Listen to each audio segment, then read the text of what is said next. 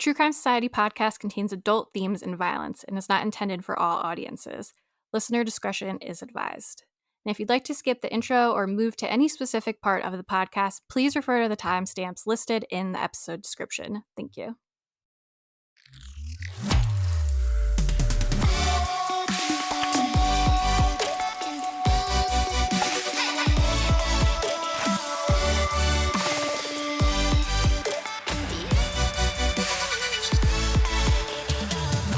What's up, guys? Welcome back to another episode of the True Crime Society podcast with Stephanie and Olivia. It is November 13th, 2024 right now.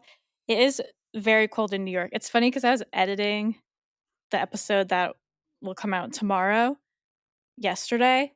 And in that episode, I was talking about how hot it was because it was like 80 degrees in New York. And now it's dropped down to, I think the low last night was 26, so below freezing, obviously. Very chilly. The weather finally is where it's meant to be. Yeah, I think so. I can't even remember because the weather's so out of control. It also hasn't rained here for months, and there's huge brush fires all around, which is kind of scary. I know you can relate to that because you've been through that.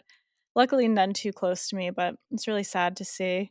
I feel like our weather's weird here too. I feel like in November it gets quite humid. Like I just looked it up, the humidity is like 85% or something. So it's quite cloudy. Like this is when it gets a little bit more tropical, I guess, like hot, rainy, wet, sticky.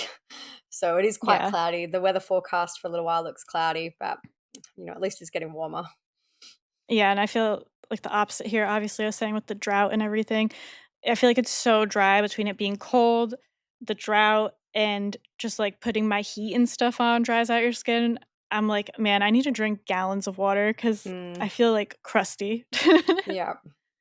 I can't remember what I talked about on what podcast, like Patreon versus this, but I know I've talked in the past about how I've been trying to have these friggin' plants in my garden or outside, and obviously it's winter now. So I brought some into the garage and I bought UV lights for them to have them in the garage since it's getting colder. But I have this one plant, it's a tropical plant that I'm really trying to I really want it to thrive. And it's a white bird of paradise.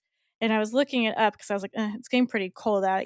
Like my garage is kind of heated, but when it's cold, it's still going to be cold out there.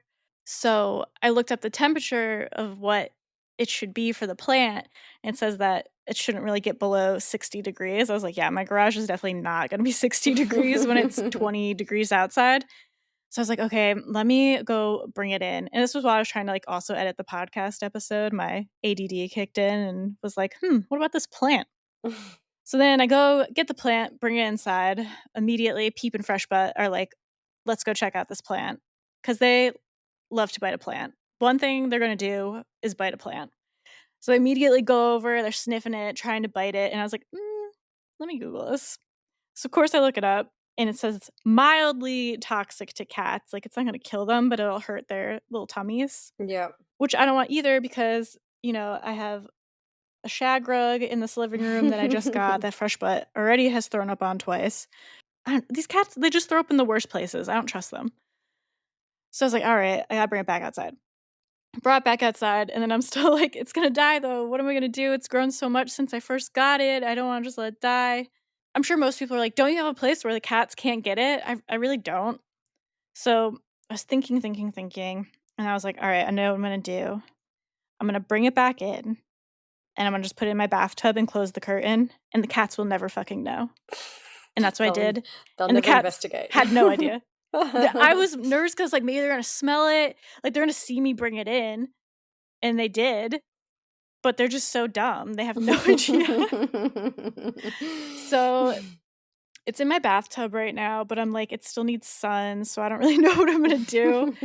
I think I'm gonna get a plant stand so then I can make it high enough where they won't be able to reach the leaves to bite them. Yeah.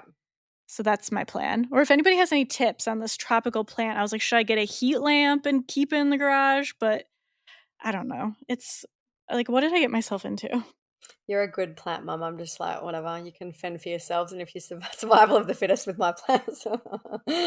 That's how I am with most of them. Like some of them I do want to live, but most of the ones I got are hardy enough that they go dormant in the winter. But I really love the tropical plants with the big leaves. Yeah. And this one, it's been growing, and I want to make it to the summer again. It sounds like you're doing all the So, right we'll things. see. It'll get I'm there. doing my best. It's exhausting.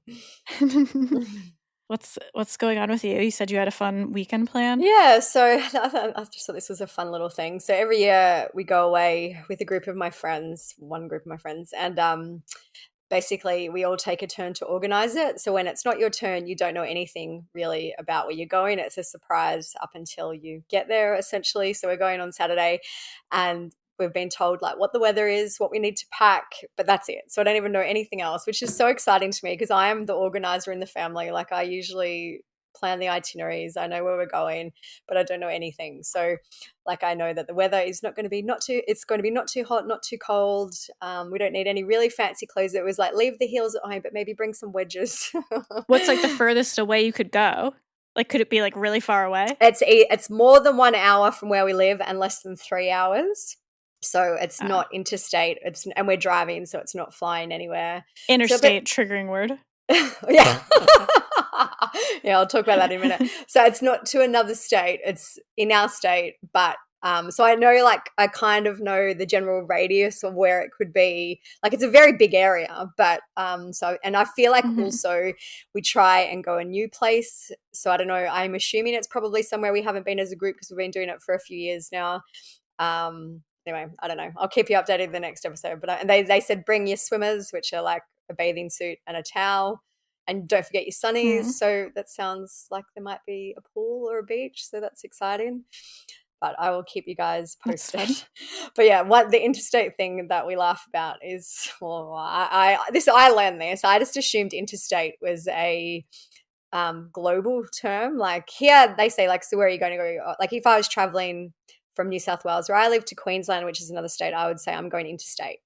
So on our Tyler Weathersby episode where his mother traveled from another state to see him, in the show notes I wrote that his mother was visiting from interstate, and someone took a lot of offense to that. It really triggered them.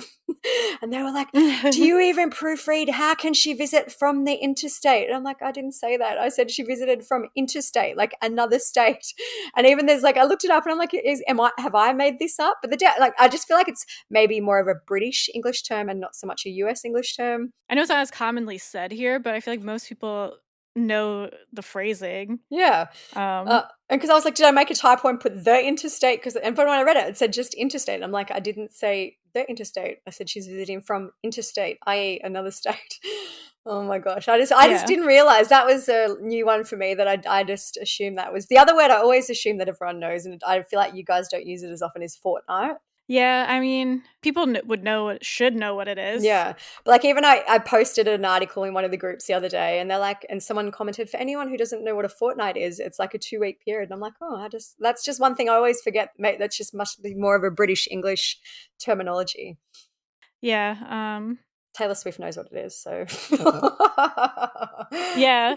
I know what it is because I'm gonna sound dumb because I don't remember off the top of my head. Maybe the Constitution. It's in the Constitution or something like that. And when I was in like 4th or 5th grade, we had to memorize the Constitution, and the word fortnight is in it. Or it could be talking about like the Declaration of Independence, something. I don't know.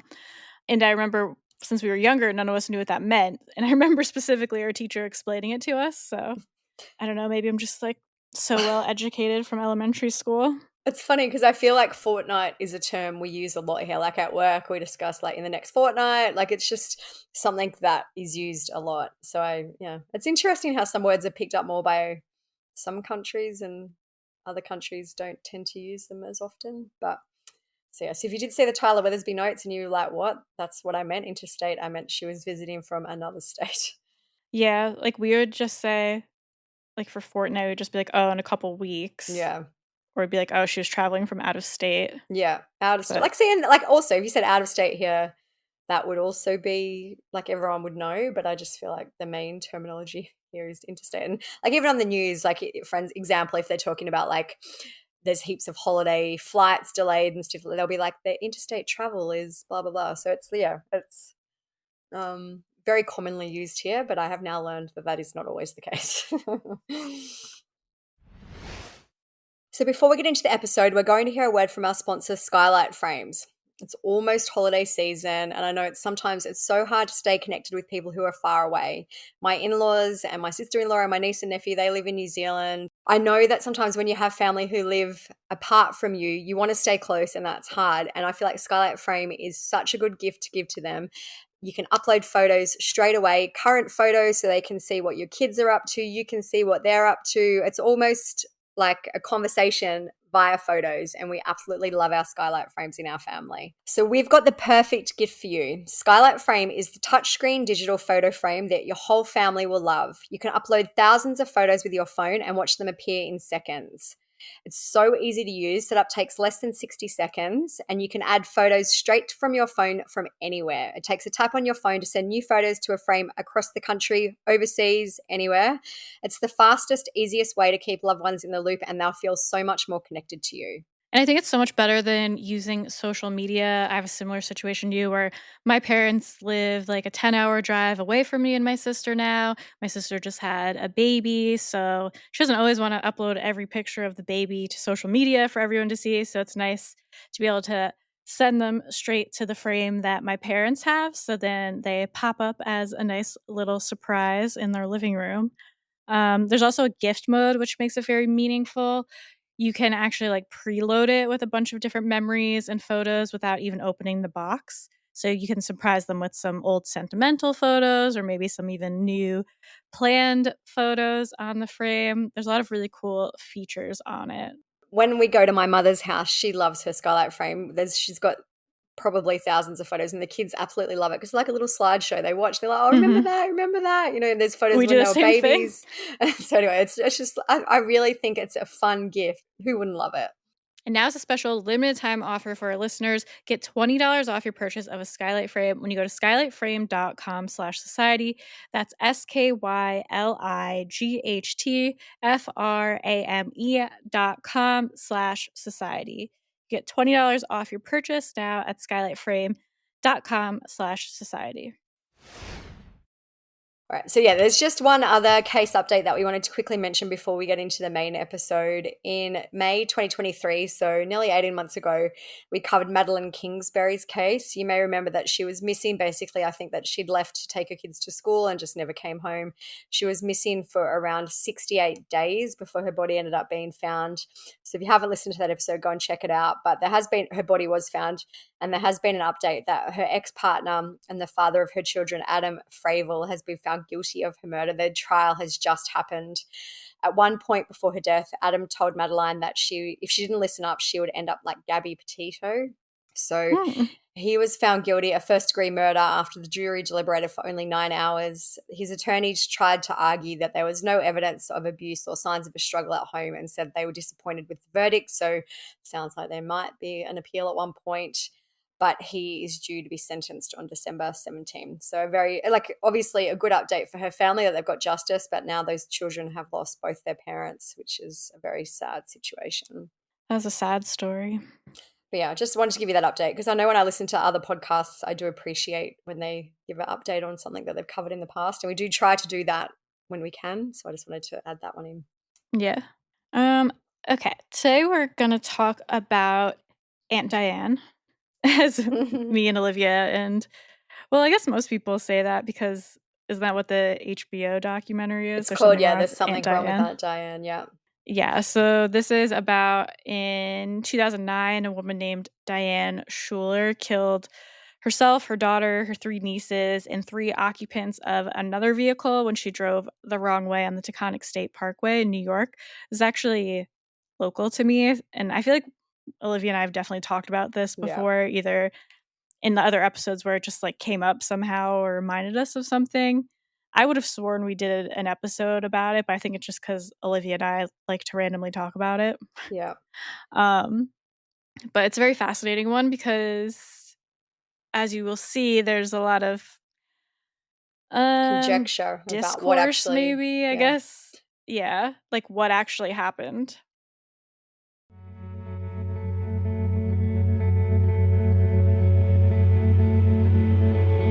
The state police Sergeant Temple. My name is Brad Kacinas. I'm actually trying to help a friend right now, and I need some information. Their children are on their way home from a camping trip with their aunt. They just called my friend's house. Distress, saying that the aunt is driving erratically. The aunt isn't picking up the cell phone right now. The woman that's driving the car, they think, is having a medical emergency because she called and then she couldn't talk anymore. And she's got 5 kids in the car. Okay. The father and the husband are here, or the father and the brother are here at the station. City Police now on emergency. Bad accident. Route 117. Route 117. What is this? Pleasantville Road? That's 9. Ma'am? They died. Wait a second. I'm Route 117 at Taconic? Okay. Yeah. Okay. Are there any injuries? I really don't know. Hold on. Let me check it out. Hold on. Hold on. Thank you. Honestly, hold on. I really don't know. Yeah, there are. There's like little kids. The kids not moving. There's a whole bunch of kids. Honestly, the car smashed. Okay, I'll call. It was a horrific scene on the Taconic Parkway near Route 117 this afternoon. This burned-out shell was all that remained of a minivan after the head-on crash, which left 8 people dead. Diane Schuler, her daughter, and 3 nieces. 3 Westchester men in the SUV were killed. Evidence leads us to believe that a vehicle was traveling the wrong way, southbound, in the northbound lanes of traffic. Several people were ejected, most of them children. And we prioritized, and we were able to save 1 young child's life. More than 1 family was destroyed tonight after a horrible crash on the Taconic Parkway. The lone survivor, a 5-year-old boy, clinging to life here tonight at the Westchester Medical Center. So this accident is actually said to be the worst accident in Westchester County, New York in 75 years. So the other previous one was a bus crash in, is it Ossining? Ossining. Okay, so it was in 1934 when there was a bus crash there, and that claimed 20 lives. So 1934 to 2009, this is obviously the worst thing to happen aside from that. Yeah, I was going to say, I can't think of any accidents that have been as memorable since I've been alive anyways. Obviously, there's bad accidents, but this was just such a horrible nightmare. I feel like, too, a lot of these kind of wrong way accidents, and I am generalizing, but a lot of them happen late at night after people have been drinking and things like that, whereas this happened lunchtime, middle of the day, tons of witnesses. So I feel like that has kind of also kept the interest because there's a lot of information and we know basically exactly what happened, whereas a lot of the time it's conjecture and guessing about the situation. Yeah, and I think some of the mystery of it makes it more memorable, but regardless, it was a horrible, horrible accident. The only other one I could think of that was just as bad, but it's not in Westchester County, was, remember that crazy limousine accident? Yeah, I knew you were going to say that. Was that like a bachelorette party? Yeah. Yeah, and they were in some shady limo that the brakes cut out and everyone died. It's so sad. That crash killed 20. Driver, all 17 passengers and 2 pedestrians. A stretch limousine crash. Yeah. All right, so I'll get into some background about Diane first. So Diane Hance was born in Floral Park, New York on November 13th, 1972. Diane was said to have loved playing soccer while growing up. When she was around 9 years old, reports indicate that her mother left the family and she abandoned Diane and her 4 brothers. She attended Suwanaka Central High School. Her friends described her as funny and said that she was the class clown. Diane's brothers would later reconcile with their mother, but Diane never did. She met her would-be husband, Daniel, at the wedding of one of her high school friends. Based on some later statements from Daniel, we believe that the couple met around 1996 and they got married in 2001. Diane would have been around 29 years old when they got married. She also worked in corporate accounting for Cablevision, and Daniel worked as a public safety officer for Nassau County Police Department. They purchased a home in West Babylon for $340,000 in 2003, and they had 2 children named Brian and Aaron. Diane seemed to try hard to be the perfect mother. This is an excerpt from a Medium article. It says, Diane's children were always neat and clean. She would iron their clothes every day, not a hair out of place, not a spittle of toothpaste around their starched collars. After making dinner, giving baths, and having individual story time with Brian and Erin, Diane would stay up late making custom photo albums of her children, sometimes as gifts for family and friends. She was the first person to arrive and the first person to pick her children up at school, even though her job was located the next town over. Working as an accountant and billing executive at Cablevision, she earned a reported $100,000 a year salary, and she would join the PTA, participating in endless school functions. So seems like she was very type A, did a lot, managed a lot.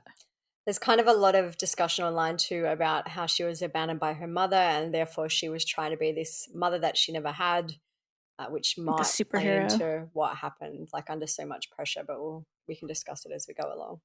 Christine Lapani was Diane's closest friend in 2009. She appeared in the HBO documentary that we were just talking about. It's called There's Something Wrong with Aunt Diane. And she spoke a bit about the type of person that Diane was. She said, "We were kind of not very similar in a lot of ways. I'm a very easygoing person and let a lot of things pass. She had to be in charge of everything. There was nothing left to chance. You know, everything had to be planned, precise. She was a powerful woman. She was very much in charge of everything at work, at home, in the car, in the friendship." In the car? Yeah, it's I gotta kind throw of that in there. I feel like there's a bit more context to that, where she talks about later on the GPS, and she says things basically like Diane would override the GPS and say, "No, I'm not going that way. I'm, like that's what she was Yeah. referring to in the car." But yeah, I know it is a weird Yeah. comment to like a weird part of the comment. She also said, "She certainly was not a perfect person. She loved you, and if she didn't like you, she could be difficult. She was okay as long as she was in control of everything." So the incident happened on Sunday, July 26, 2009. The family had been camping for the weekend at Hunter Lake Campground in Parksville, New York. Diane's 3 nieces, Emma, Allison, and Katie, were also with them. Hunter Lake Campground is a quiet, peaceful, yet fun environment to camp with families and friends. Built on family values, our campground is perfect for anyone looking for a pristine atmosphere to enjoy all that nature has to offer. Brian was 5 at the time, and Erin was 2, and the 3 nieces were aged 8, 7, and 5. So between 5 to 6 a.m. on Sunday, July 26th, Danny woke up and started to clean his boat to prepare for the trip home. At 7 a.m., Diane woke up and she began getting all the children ready to start heading home. And at 9 a.m., Emma called her father, Warren Hance. He would later say that she sounded happy and excited. There was nothing amiss. Warren was Diane's brother, and his wife's name is Jackie. So basically, it doesn't seem like at 9 a.m. Diane was acting crazy or if she was like on drugs or wasted. Like the kids sounded happy and like they were having a good time. And if anything was amiss, they didn't seem to notice at least. So 9:30 a.m., Danny drove away from the campground in a pickup truck. He had all the luggage and the family's dog with him. Then Diane pulled away right after him, and she was driving the Hanses family's red minivan, and with her were all of the children.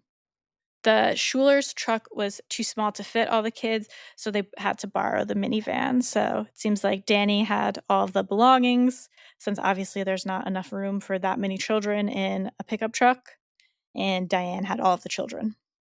So according to Google Maps, the drive between the campground and Diane's home should have been around 2 hours and 30 minutes or 140 miles. At 9:56 a.m., Diane was captured on CCTV at McDonald's in Liberty, New York. The kids were also seen, and they all seemed fine. They seemed happy, and they were playing. Investigators from the Liberty station were able to obtain a video from the McDonald's, which was time-stamped. It showed Diane Schuler enter McDonald's with the children.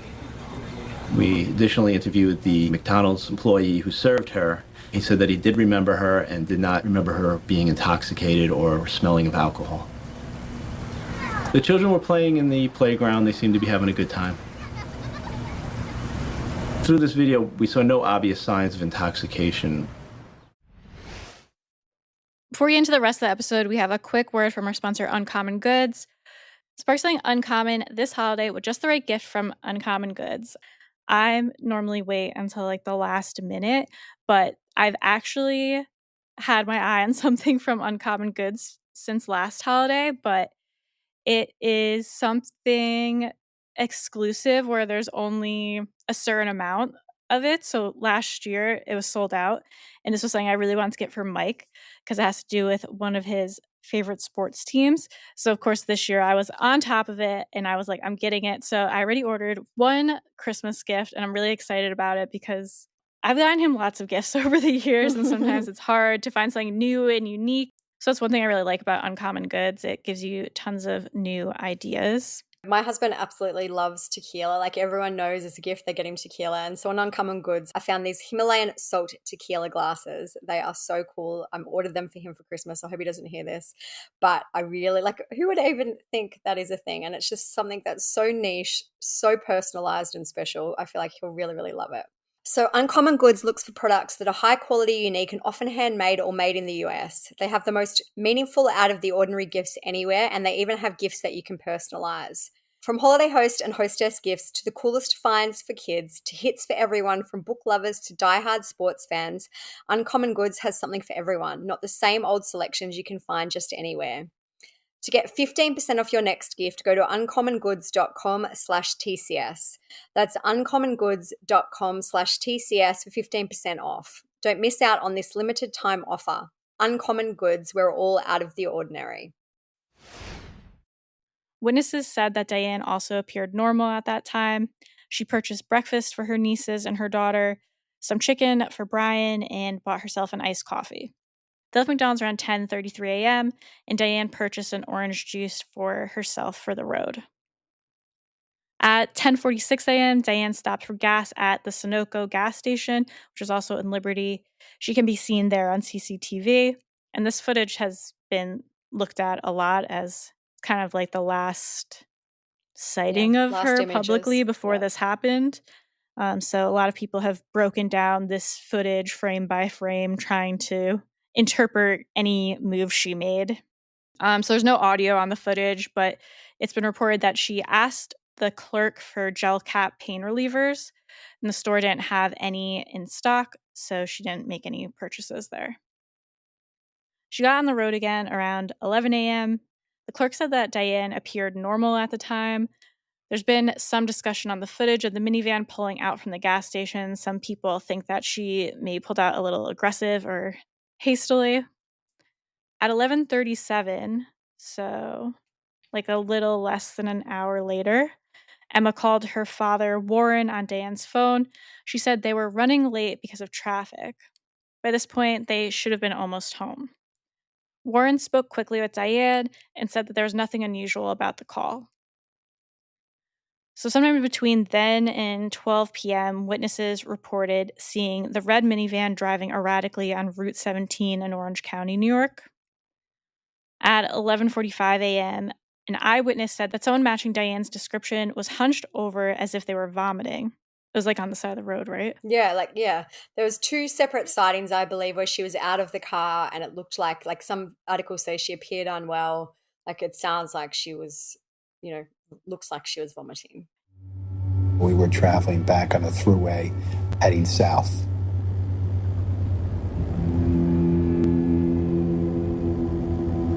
We were driving in the center lane and the vehicle came up rather quickly in the right lane and moved into the center lane, moved back into the right lane, and continued to make a series of movements, changing lanes rather aggressively. And we both looked and we saw a woman grasping onto the steering wheel, appearing to concentrate as she was driving. And the last movement it made from the right lane, and it kind of cut off a car in the middle lane, and the car or the truck actually swerved out of the way to avoid it. But each time it made the movement, the vehicle was it was very precise. It would move into the lane, it would move out of the lane, and it was done with some degree of precision. And there came a point in time where we actually could see children's heads kind of swaying back and forth as the vehicle moved. Coming down the thruway, going to the rest area, I thought we passed her. She pulled out and got right behind us. And she was, so close to me I couldn't see her headlights. And then the next thing you know, you started hearing the horn beeping. It made me nervous. In fact, I braced myself for an accident because I thought she was so close behind us. But the way she was driving, I thought she was, just some sort of nut coming behind me. And then when she tried to pass me again on the shoulder, that's when I really thought it. And then she just pulled right back in behind me. The honking happened as we were getting off the exit for the thruway into the rest area. We stayed straight, which went into the car lane, and she veered off into the truck area. And I did see her open the door, get out of the car, and possibly she was going to get sick to her stomach. What made you think that? She was kind of bent over a little. My husband and I then walked into the rest area, and she wasn't there when we came out again. It was 12:30 p.m. If you had a do-over, what would you do? I would have confronted her. And then we probably would have seen those kids in the car. And we probably would have seen that there was, there was something wrong, The same witness would later say that then Diane ended up coming back and passed her vehicle aggressively and was darting in and out of traffic. So this is like 10 minutes after Emma called. Yeah, well, even less. Like she called the dad at 11:37. This is 11:45. So, 8 minutes essentially, apparently. Obviously, I feel like the timings could probably be a little bit off, but it was all generally especially happening. The eyewitnesses. Yeah, it was all generally happening within minutes of this phone call, apparently. Yeah. Diane would later also be seen at another rest area, and people said that she did appear unwell. At 12:08 p.m., Jackie called Diane and spoke with her for 2 minutes. She said the conversation was normal. So Jackie is the mom of some of the children, the nieces. 3 nieces, yeah. Dan then drove the minivan through the Harriman Toll Plaza at 12:13. Between 12:15 and 12:45, Diane was said to be driving aggressively, honking her horn and tailgating other cars. At 12:55 p.m., a wrong number was dialed from Diane's phone, and then 3 minutes later, at 12:58, Emma called her father again. She was panicked and said that Diane was incoherent and that they were lost. Emma stated, "There's something wrong with Aunt Diane." And her mother, Jackie, heard the other children crying in the background before the call dropped out. Ugh, it's so horrible. No, I can't imagine having all your children in a car and then knowing this is going on and being absolutely powerless to get there and stop it and do anything. It would just be horrendous. Warren then called Diane at 1:01, so a couple minutes later. He said they spoke for around 8 minutes. At this time, the van drove through the Tappan Zee Toll Plaza. Warren said Diane was disoriented and that she was slurring her words. She told him that her vision was foggy, and Emma got on the phone, and Diane pulled the minivan over at this point. Emma told her dad that she saw a sign that said Sleepy Hollow in Tarrytown. Diane got on the phone again, and Warren instructed her to wait there. This is what pissed me off. It's like, if she wasn't feeling good, she already pulled over at this point. The kids are talking to the dad. All she had to do was not get back in the fucking car. Not start driving again. Just wait there. I feel like that's why so many people believe this is intentional. It's not like if she was having a medical thing, he'd be like, just wait there, I'll be there. They were pretty close to home. There was no reason for her to get back in the car, but she still did. Normal person would have just waited, but I also think, and this is stuff that we can discuss at the end, but just while I'm thinking of it, because then I'll probably end up forgetting.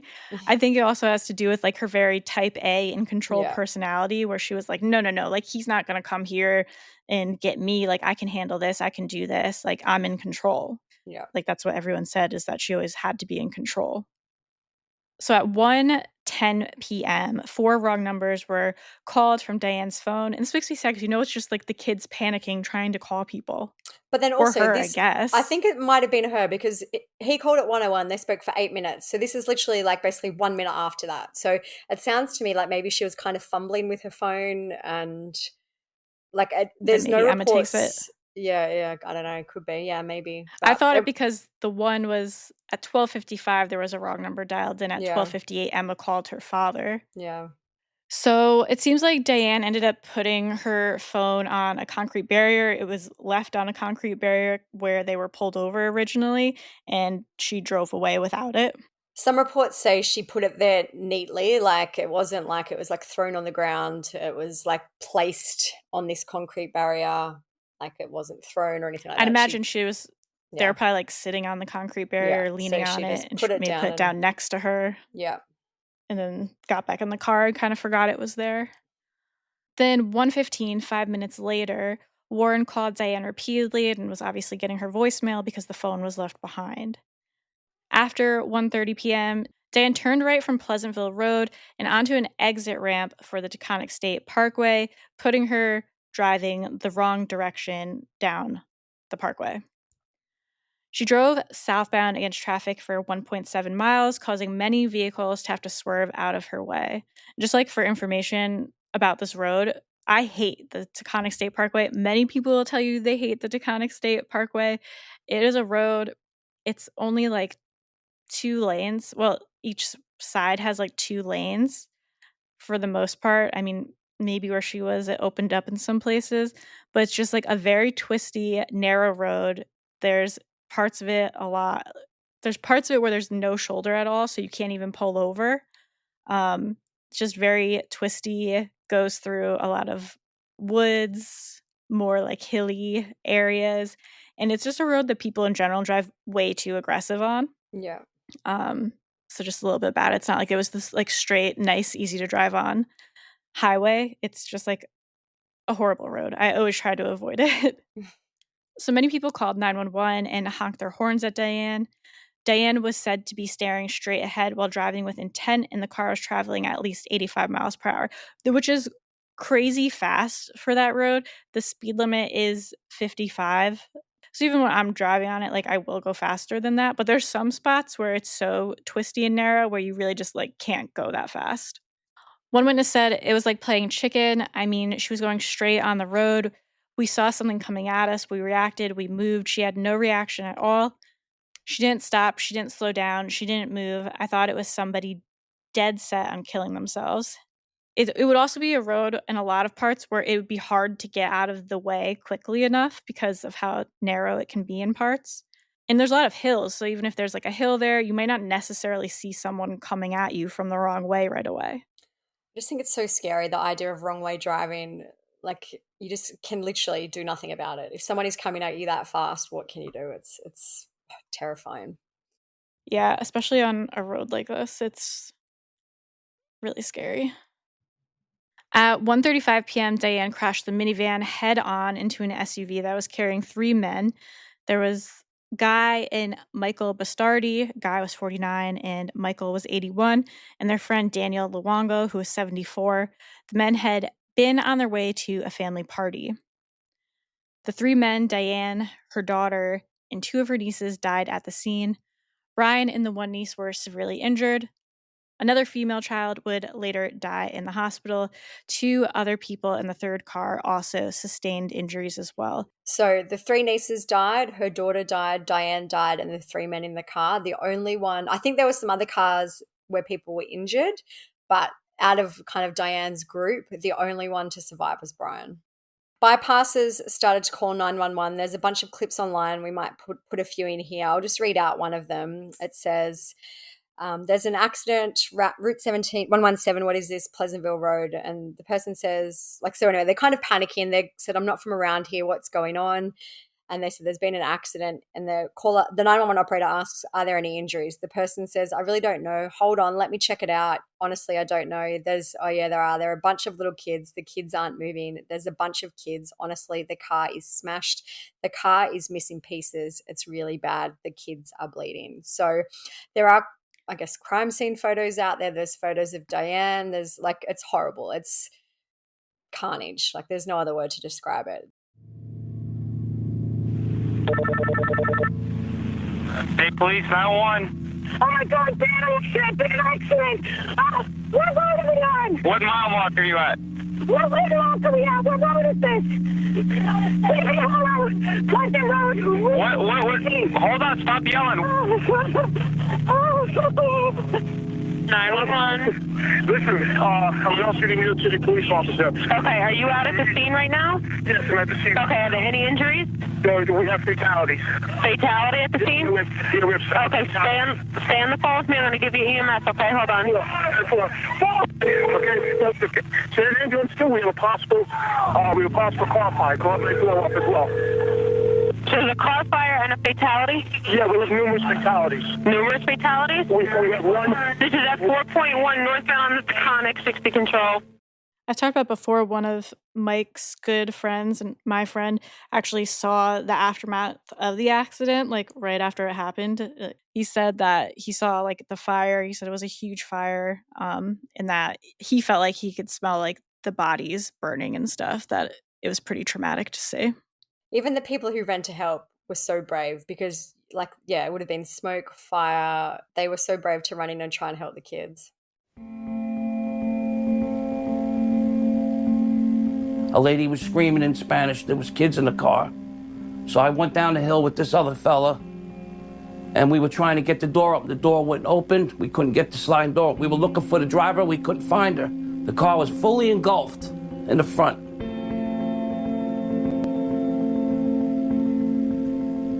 We're the first ones there.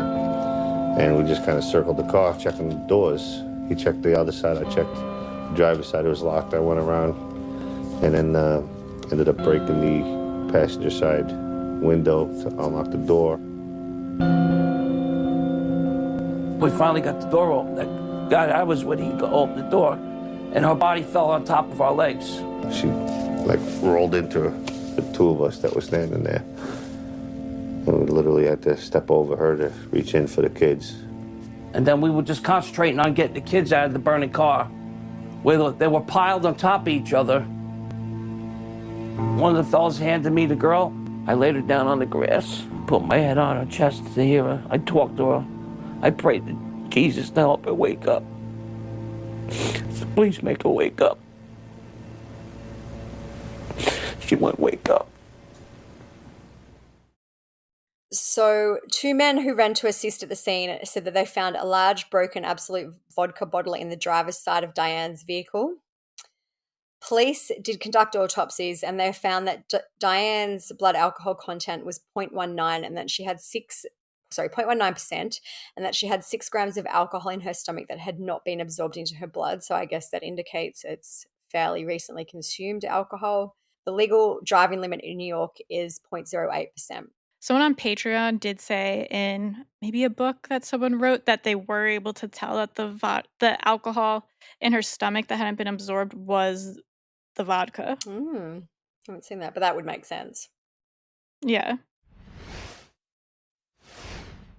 The report also said that she had high levels of THC, which is the active ingredient in marijuana, and that she had smoked marijuana as recently as 15 minutes prior to the crash. The gas station attendant, so that's where she stopped and tried to buy the pain gel caps, would later tell the media, "I know for a fact she wasn't drunk when she came into the station. She was fine, but she did ask for Tylenol." So Daniel, her husband, has been very vocal about disagreeing with the findings of the investigation. They died at the end of July. On August 8, he gave a press conference and said that Diane had not taken any illegal drugs and that she had not consumed any alcohol on the weekend because she was in care of 5 children. He would later change his story and deny that Diane ever drank to excess. He also told Larry King that the couple kept the old bottle of vodka in their camper and that Diane had packed for the trip, so she must have taken the bottle out of the camper and put it in the minivan or the truck that they were taking that weekend. He said they had drank alcohol on the camping weekend, but he denied that they had had anything to drink the morning of the accident. A PI who was hired by Daniel would later say, "Unless you believe the woman who's like PTA, Mum of the Year, decides this is a day I don't give a damn, I'm going to have 8 or 10 shots and smoke a joint in front of my kids or nieces, then something else had to happen." So family would later tell People magazine that Diane used to smoke marijuana occasionally to reduce insomnia. And her sister-in-law made a statement to police in November that year and said that Diane had smoked marijuana on a regular basis. So Daniel and his attorney, Barbara, put forward the theory that Diane may have been driving erratically due to a medical condition such as a stroke. Barbara also said that Diane suffered from diabetes, but other reports say that she only suffered from gestational diabetes, which only occurs during pregnancy. She wasn't pregnant. So basically, I feel like it is true that she had gestational diabetes. I don't think from everything I've read that she actually suffered from type 1 or type 2 diabetes. Daniel also suggested that Diane may have had a mouth or tooth abscess for 7 weeks prior to the crash. She also had her lump in her leg, and Daniel, quote, said it may have been an embolism, which is just so weird to me. He's Like, literally if you just think throwing it all out there.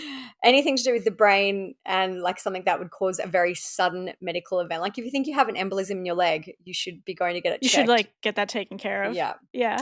So despite him being adamant about all these possible conditions, the autopsy showed that she had no signs of a stroke, aneurysm, or heart attack.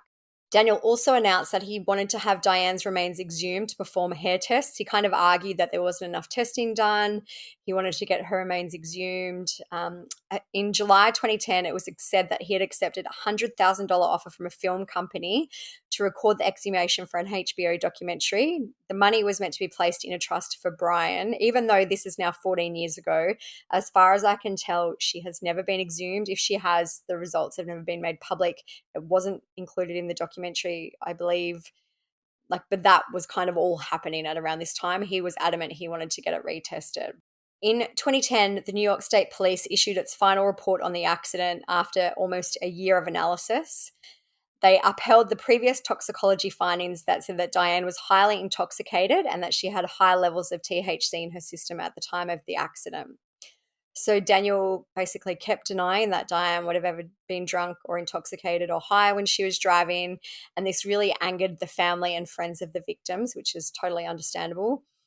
Daniel Longo's brother said, "I want Daniel Schuler to know that he keeps inflicting more pain on all concerned once again by going to the media to try to paint a picture of a perfect wife and mother."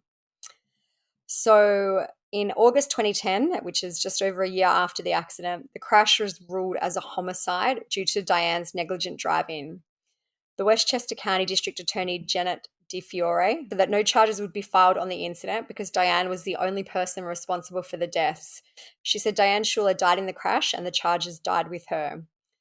So as is probably expected in a case like this, there was a lot of legal action going on. In December 2009, the year of the crash, the Bastardi family filed a suit against Diane and Warren Hant. So Warren was her brother. They were seeking unspecified damages for wanton, willful, and reckless conduct. According to the family lawyers, they were required by state law to include Warren in the suit because he was the owner of the minivan that Diane had been driving. In July 2011, Jackie Hance, who was the mother of the three nieces who died, filed a suit against Daniel. The suit claimed that the three girls suffered terror, fear of impending death, extreme horror, fright, and mental anguish. On July 26, 2011, which was the day after the premiere of the HBO documentary and on the second anniversary of the crash, Daniel, who is Diane's husband, sued the state for not keeping the roads safe. And he also sued his brother-in-law Warren as the owner of the minivan that Diane was driving, which is wild. Like, I guess, that's part of it. He maybe had to sue him because he was the owner of the minivan. But just imagine your wife killing your three nieces and then taking out a lawsuit against their father. It's wild. Yeah, I guess it's because it's when you sue like that, you're suing like the insurance, really. Yeah, and the estate, I guess, too. By July 2014, though, all lawsuits by all parties were either settled or dropped. So I feel like a lot of the outcomes haven't been made public. I'm assuming some of them got settlements, but we don't really know in terms of the financial outcome for most of them. Mm. In 2011, Jackie became pregnant with a miracle IVF baby daughter. She said that they planned to name the baby daughter Casey Rose in honor of her three big sisters. The name they came up with was a combination of their initials. K is for Katie, A is for Allison, S for sisters, E is for Emma, and Y is for you. In an interview with Ladies' Home Journal that year, she spoke about the situation. And as a mother, I don't even know how you could lose all three children, how you could even, I know you have to get on with it, but just the tragedy of that is unfathomable. But she said, people always ask how I feel about Diane. You can't imagine how complex that question is. How does a person go from being like a sister to me, adored by my girls and cherished by my husband, to being the one who ruined our lives? How could this person I trusted completely have done something so unthinkable that I couldn't and still can't wrap my head around it? So Jackie wrote a book in 2013 and it's called I'll See You Again. And it ends with this quote, which I just wanted to include because I find it quite interesting and very thoughtful. It says, I know better than anyone how little influence we have over the direction our lives take, whether you call it destiny or fate or the randomness of the universe. Some things happen for reasons we can't begin to understand. Trying to exert control over the events of our lives is ultimately a fool's game. All we can truly master is our own responses. So that is kind of it in terms of the chronological timeline of the case and the aftermath. There is a lot of discussion in this case. And a lot of theories as well about why what happened. One of the theories is that Diane was deliberately drunk and high and on a suicide mission. This may come back to her being under so much pressure or feeling like she was under so much pressure to be this perfect mother that she never had. Obviously, having 5 children at a time is very stressful. Like, I just wonder if this was the case, what caused her to snap. I did read some comments online, and now obviously this is quite an old case. A lot of the articles are broken, but some reports did indicate that the night before the crash, she received some type of mysterious phone call. So that may have triggered her. There was kind of some conversation that maybe her marriage was on the rocks. It's never ever been confirmed what this phone call was about, but people have speculated that maybe this led to her suicide mission. As we mentioned, she did buy the orange juice at the McDonald's. She was known to like to drink screwdrivers, which is a cocktail of vodka and orange juice. So maybe she added the vodka from the Absolute bottle to the orange juice at that time. One other theory that I've read a lot about is that she maybe hadn't been drinking as much as she usually did over the weekend, and she was going through alcohol withdrawal. So she thought, God, I better have something to drink. So she put the vodka in the orange juice, drank way too much, way too fast, and that kind of caused everything to happen. So in terms of them, Diane and Daniel maybe having marital issues, there is a New York Post article from 2009, and this is some quotes from it. It says, a friend of Diane said her marriage seemed a bit rocky, and I think she felt trapped by it. And there's the same article, a quote from the same article that said Diane was a local at her regular bar, and the bartender said, I wouldn't say she was an alcoholic, but she liked her drinks. She liked her vodka. The other thing that people discuss, I guess mainly based on Daniel's denial that Diane was an alcoholic or that she would have been drinking, is that she possibly had a syndrome called auto-brewery syndrome. This is a comment from our blog about it. I'll read it out because it's quite interesting. It says, there is a condition called auto-brewery syndrome that is rare but real. The patient's body produces an unusually high amount of yeast in the gut. Combined with the intake of carbs, large amounts of alcohol are actually brewed in the stomach. A person can become very drunk very suddenly without any consumption of alcohol. In addition, maybe the marijuana in her system was from the night before to help her sleep, which we know that's now probably not the case because they said she probably consumed it within 15 minutes, but I'm just reading the comment as it was. It says, it seems odd that she'll become so severely impaired, especially because no one would say that she appeared drunk. In addition, auto-brewery syndrome can cause severe bouts of vomiting, and she was seen on the side of the road in that condition. It seems to me if she was a closet alcoholic, she wouldn't be vomiting because she would be used to being drunk. A blood alcohol test for auto-brewery syndrome would have the exact same results as someone drinking large amounts of alcohol. Again, this is a very, very rare syndrome. I did find an article about this where a man got off a drink driving charge. It was in Belgium. It says he has a very rare metabolic condition that causes his body to produce alcohol, and basically they estimate that under 20 people in the world have this condition. So I feel like it's so unlikely it's a stretch. that this happened to Diane. So as we mentioned, like I personally feel she probably was an alcoholic and something did cause her to snap. It seems like, as we mentioned, there's no stroke, there's no aneurysm, there's no medical reason, according to the experts, that she acted like this. I feel like she just snapped that morning for some reason, and she drank, she smoked marijuana, maybe to be able to go through what she did. That's my personal thought on the situation.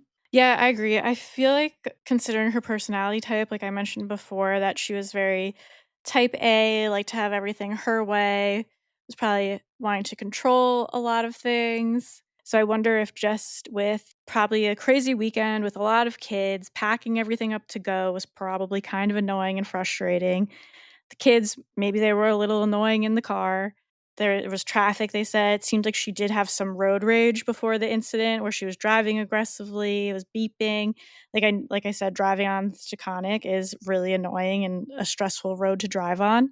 So I wonder if she was just feeling overstimulated and very like rageful. Seems like she was maybe having some type of pain. I don't know about this tooth abscess that she allegedly had for 7 fucking weeks, or if she just maybe had a headache, something like that. Couldn't get any medication. That probably further annoyed her.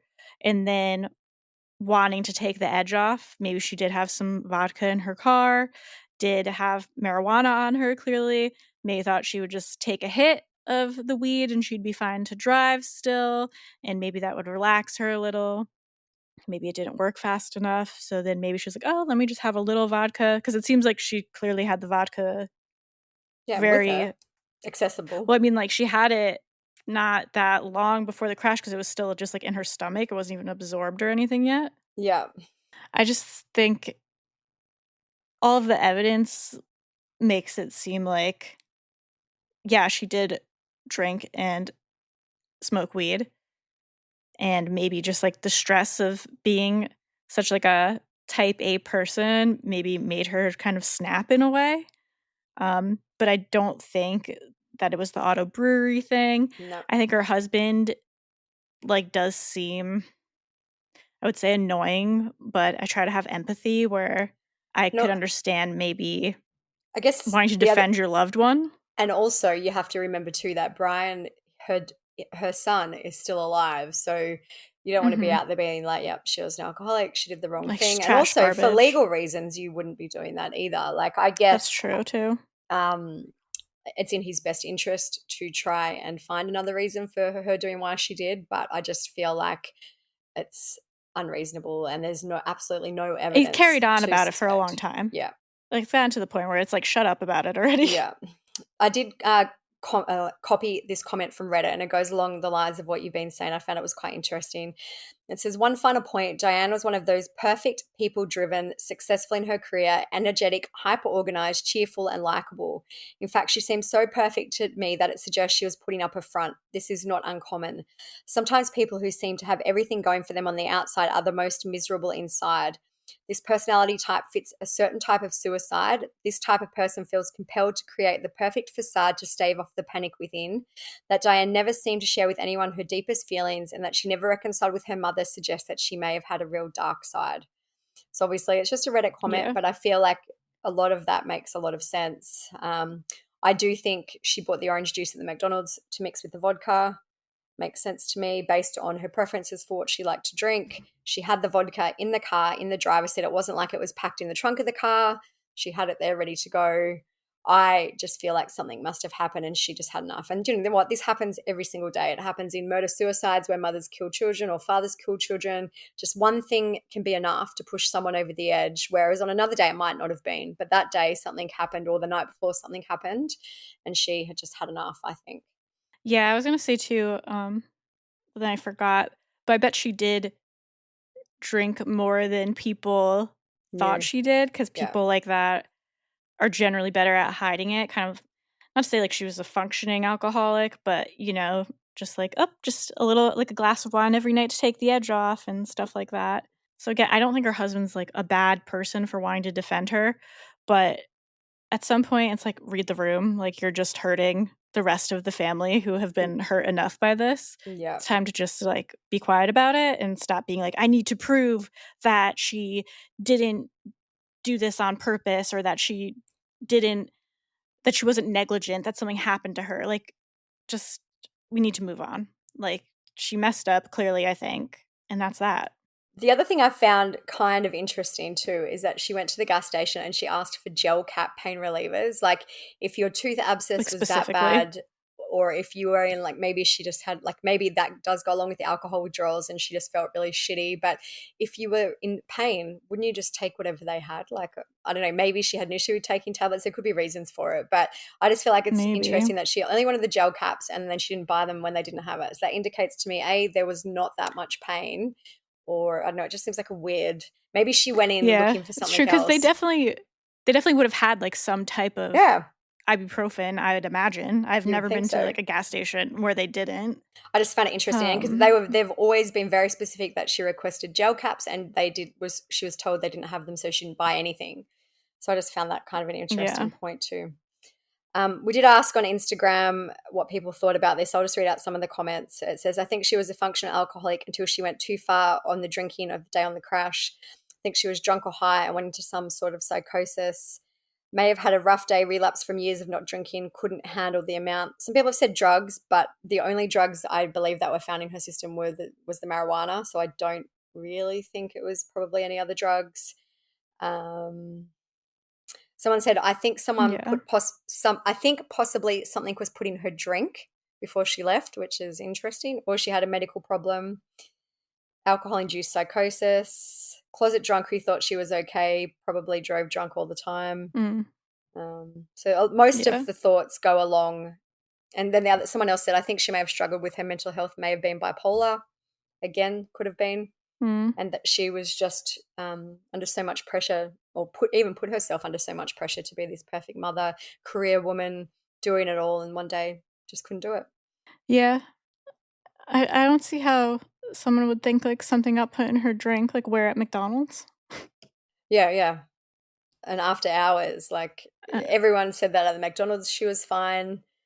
Yeah. I also don't think someone put something in her drink. If someone did, it was her putting vodka in a drink, I would think. And if you get an orange juice from McDonald's to go, I'm pretty sure it's usually a bottle. Like it's not. Oh no, it might be a fountain. Here they. But whatever. I still don't see why someone would do that. Yeah. Yeah, I mean, I think it's kind of just like the simplest explanation is probably what happened. There's literally vodka in her car, and they found the vodka in her stomach. I just feel like it's interesting trying to save face, like you said. The only reason that it's even really a discussion, like any other case where someone was found to have such a high blood alcohol level and THC levels, be like, okay, well, it's a, driving under the influence crash. That's why. But it's just because the husband has been, nope, definitely not. That this has gone on for so many years.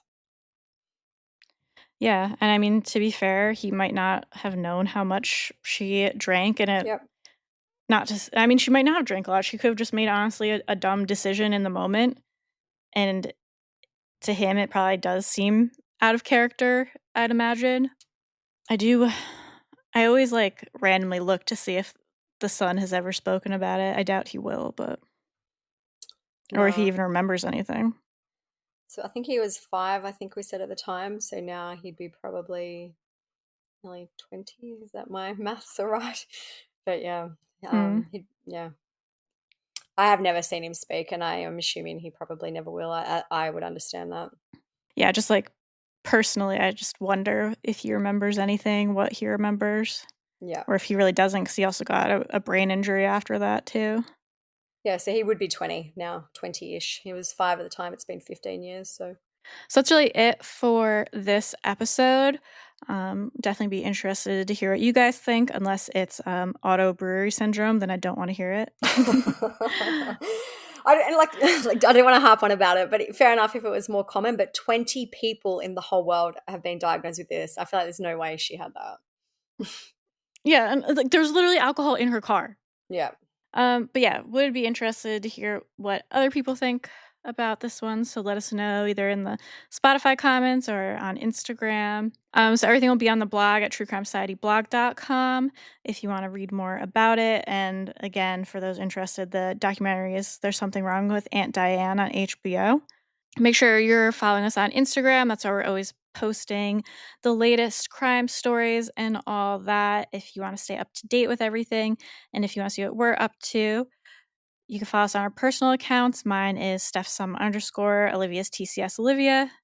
And check us out on Patreon if you would like some more content. We have weekly bonus episodes, so you'd be getting 2 episodes a week, the regular episode and a bonus episode. All of them are ad-free, and we do early releases on the regular main episodes, so you get them the day before they normally come out. If you subscribe, you get access to all the back catalog of all the bonus episodes too. So that is cool. If you're going on a long trip or something, or if you're bored and you want a bunch of episodes to listen to, there you go. Thank you guys for listening. We love you guys. Stay safe out there. Peace out. See ya.